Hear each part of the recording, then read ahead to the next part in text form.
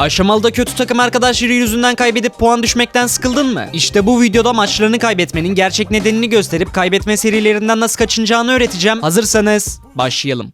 Garanti ederim yeni bir lige yaklaştığınızda bir kötü takım arkadaşı yüzünden moraliniz alt üst oluyor ve büyük kaybetme serilerine giriyorsunuz. Ve sinirli girerek daha da maç kaybedip puanınızı bayağı düşürüyorsunuz. Aslında aşamalıda yapılan en yaygın hata bu ve çoğu kişi bunu bilmesine rağmen kendini durduramıyor ve inadına maç girmeye devam ederek kaybetmeye de devam ediyor. Fakat ben size bu videoda tilti nasıl durduracağınızın yanı sıra bir daha asla nasıl tilte girmeyeceğinizi öğreteceğim ve eğer az sonra sayacağım tüm yöntemleri uygularsanız aşamalıdan daha fazla zevk almaya başlayacaksınız. Tüyolara geçmeden önce ilk olarak şunu söylemeliyim ki aşamalıyı oynama sebebiniz asla belirli bir lige ulaşmak olmasın. Bundan kastım mesela siz Ustalar Ligi'ne ulaşmak istiyorum diye oynarsanız maç kaybettiğinizde hedefinizden uzaklaşacağınız için sinirleneceksiniz. Ve bu ufak sinirler biriktikçe de kaybetme serilerine girmeniz daha da olası oluyor. İşte ilk düzeltmemiz gereken şey aşamalıyı bir lige ulaşma hevesiyle değil de iyi oynamak için oynamak olmalı. Bunun detayına az sonra ineceğim. Fakat öncelikle neden her maç takımınıza kötü kişilerin geldiğine bakalım. Aslında bu asla yeni bir şey değil ve oyunun doğası gereği her maç takımınıza iyi ya da kötü oyuncular zaten gelecek. Bunu siz asla kendiniz kontrol edemezsiniz. Kötü oyuncular yalnızca sizin takımınıza değil karşıya da geliyor. O yüzden bizim burada yapmamız gereken şey sadece kendi oynayışımıza odaklanmamız olmalı. Eğer siz sürekli takım arkadaşlarınıza odaklanıp onlar öldüğünde sinirlenirseniz siz de iyi oynayamazsınız ve bunun sonucunda maçı kaybedersiniz. İşte böyle durumlarda takım arkadaşlarınızı tamamen görmezden gelin ve kendi oynayışınıza odaklanın. Aslında çoğu zaman takımınızın kötü oynadığını düşündüğünüzde ve eğer tiltliyseniz kötü oynayan kişi genelde siz oluyorsunuz. Mesela burada takım arkadaşım neden öldü demek yerine takım arkadaşıma burada nasıl yardımcı olabilirim demelisiniz. Eğer bu düşünce yapısını maçlarınızda uygularsanız garanti ediyorum maç kazanmak sizin için çok daha kolay olacak. Az önce hatırlarsanız aşamalıyı oynama amacınız asla belirli bir lige ulaşmak olmasın demiştim. Bunun sebebi liglerin tek amacı sizin yeteneğinizi ölçmek. Eğer yeteneğiniz varsa liginiz de kendiliğinden yükselecek. Fakat eğer yeteneğiniz bir lig için yeterli değilse ve o lige ulaşamadığınızda boş yere sinirlenmiş olacaksınız. Eğer aşamalıda yükseklere çıkmak istiyorsanız ilk hedefiniz kendinizi oyunda geliştirmek olmalı ve aşamalı maçlarınızı da her zaman iyi oynamak için oynamaya çalışın. Mesela şu iki grafiğe bir göz atalım. İlk grafik maçlarını kazanmak için oynayan bir oyuncunun grafiği. İkinci grafik ise maçlarında iyi oynamak için oynayan bir oyuncunun grafiği. Maç kazanma oranınızın %50, iyi oynama oranınızın da %80 olduğunu varsayalım. İlk grafiğe baktığımızda bu kişi oynadığı maçların %50'sinde mutlu olurken %50'de sinirli olacak. Fakat ikinci grafikte kişi iyi oynasa bile kaybettiğinde sinirli olmayacağı için mutlu olma oranı %80 olurken sinirli olma oranı da %20 olacak. Eğer mutsuz olma oranınızı en düşüğe indirmek istiyorsanız maçlarınızı her zaman iyi oynamak için oynayın. Liginizin de ne kadar iyi oynadığınızın bir göstergesi olduğunu asla unutmayın. Eğer sürekli iyi oynamak için oynarsanız her maç yaptığınız hataları fark edip sonraki maçlarda aynılarını yapmadığınızı fark edeceksiniz. İşte bu durumda da gerçekten puan yükselmeye başlayabilirsiniz ve son durumda amacımız da bu. Fakat aşamalı yalnızca ne kadar iyi oynadığınızdan ibaret değil. Karakter seçme ekranındaki yeteneğiniz de oldukça önemli. Şu anda ekrandaki videoya tıklayarak da aşamalıda her maç nasıl en iyi karakteri seçeceğinizi öğrenebilirsiniz. Görüşmek üzere.